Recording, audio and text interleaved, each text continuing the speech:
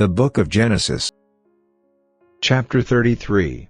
And Jacob lifted up his eyes, and looked, and, behold, Esau came, and with him 400 men. And he divided the children unto Leah, and unto Rachel, and unto the 2 handmaids. And he put the handmaids and their children foremost, and Leah and her children after, and Rachel and Joseph hindermost.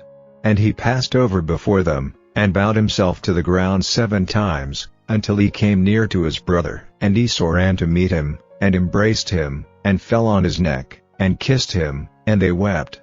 And he lifted up his eyes, and saw the women and the children, and said, Who are those with thee? And he said, The children which God hath graciously given thy servant. Then the handmaidens came near, they and their children, and they bowed themselves. And Leah also with her children came near, and bowed themselves. And after came Joseph near and Rachel, and they bowed themselves. And he said, What meanest thou by all this trove which I met? And he said, These are to find grace in the sight of my Lord. And Esau said, I have enough, my brother, keep that thou hast unto thyself.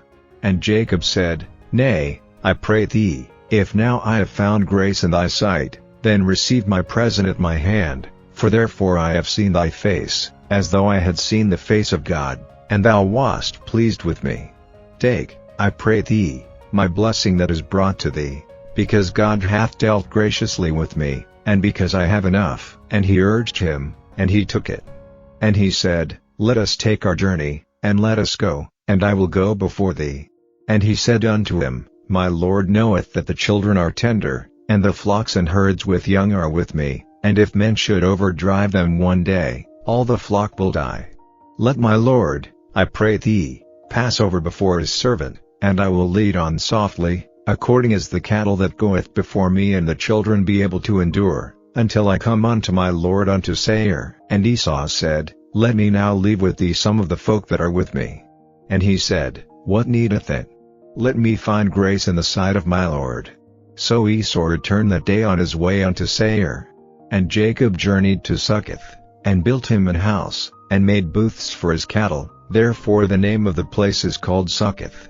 And Jacob came to Shalem, a city of Shechem, which is in the land of Canaan, when he came from Paddan-aram, and pitched his tent before the city. And he bought a parcel of a field, where he had spread his tent, at the hand of the children of Hamor, Shechem's father, for 100 pieces of money.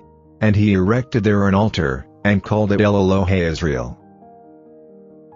Chapter 34. And Dinah the daughter of Leah, which she bare unto Jacob, went out to see the daughters of the land. And when Shechem the son of Hamor the Hivite, prince of the country, saw her, he took her, and lay with her, and defiled her. And his soul clave unto Dinah the daughter of Jacob, and he loved the damsel, and spake kindly unto the damsel. And Shechem spake unto his father Hamor, saying, Get me this damsel to wife. And Jacob heard that he had defiled Dinah his daughter. Now his sons were with his cattle in the field, and Jacob held his peace until they were come.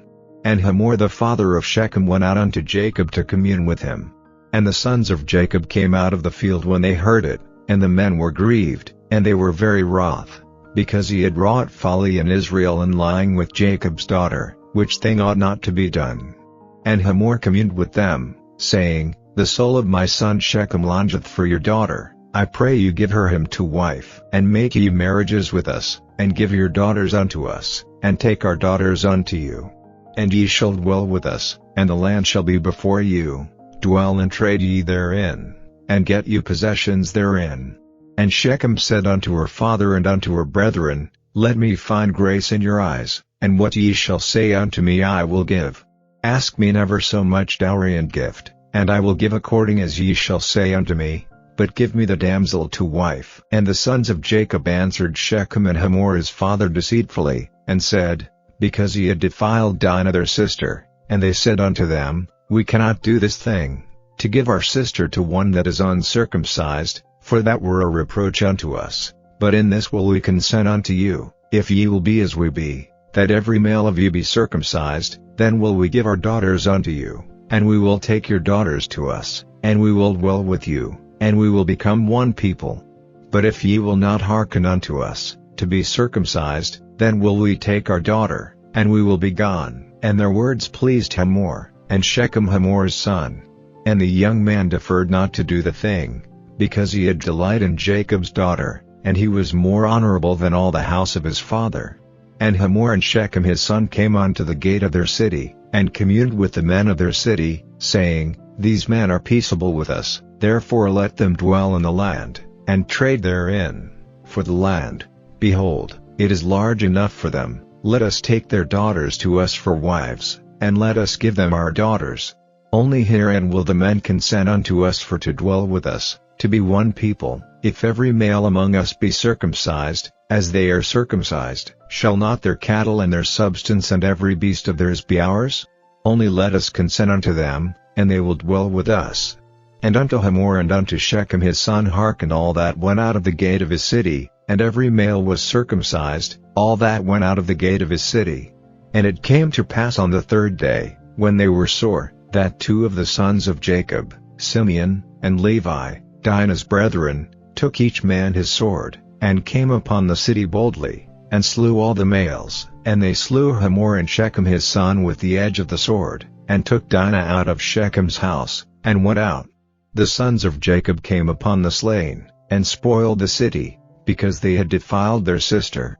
They took their sheep, and their oxen, and their asses, and that which was in the city, and that which was in the field, and all their wealth, and all their little ones, and their wives took they captive, and spoiled even all that was in the house. And Jacob said to Simeon and Levi, "Ye have troubled me to make me to stink among the inhabitants of the land, among the Canaanites and the Perizzites, and I being few in number, they shall gather themselves together against me, and slay me, and I shall be destroyed, I and my house." And they said, "Should he deal with our sister as with an harlot?" Chapter 35. And God said unto Jacob, "Arise, go up to Bethel, and dwell there, and make there an altar unto God, that appeared unto thee when thou fleddest from the face of Esau thy brother." Then Jacob said unto his household, and to all that were with him, "Put away the strange gods that are among you, and be clean, and change your garments, and let us arise, and go up to Bethel, and I will make there an altar unto God, who answered me in the day of my distress, and was with me in the way which I went." And they gave unto Jacob all the strange gods which were in their hand, and all their earrings which were in their ears, and Jacob hid them under the oak which was by Shechem. And they journeyed, and the terror of God was upon the cities that were round about them, and they did not pursue after the sons of Jacob. So Jacob came to Luz, which is in the land of Canaan, that is, Bethel, he and all the people that were with him. And he built there an altar, and called the place El Bethel, because there God appeared unto him, when he fled from the face of his brother.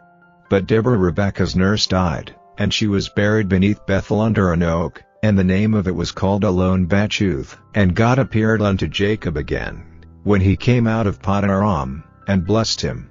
And God said unto him, "Thy name is Jacob, thy name shall not be called any more Jacob, but Israel shall be thy name." And he called his name Israel. And God said unto him, "I am God Almighty, be fruitful and multiply, a nation and a company of nations shall be of thee, and kings shall come out of thy loins, and the land which I gave Abraham and Isaac, to thee I will give it, and to thy seed after thee will I give the land."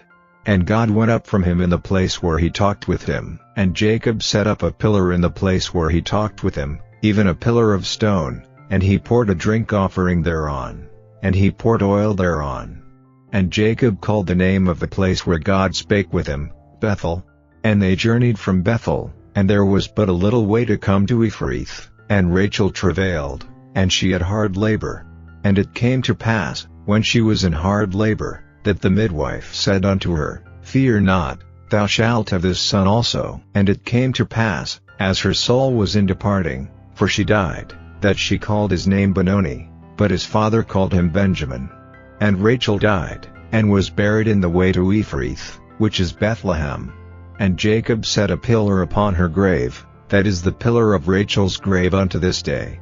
And Israel journeyed, and spread his tent beyond the tower of Eder. And it came to pass, when Israel dwelt in that land, that Reuben went and lay with Bilhah his father's concubine, and Israel heard it.